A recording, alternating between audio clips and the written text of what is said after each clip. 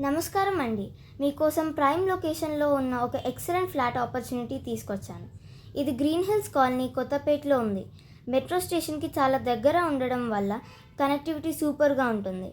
2 BHK flat, total 1165 SFT ఏరియాతో స్పేషియస్గా plan చేశారు.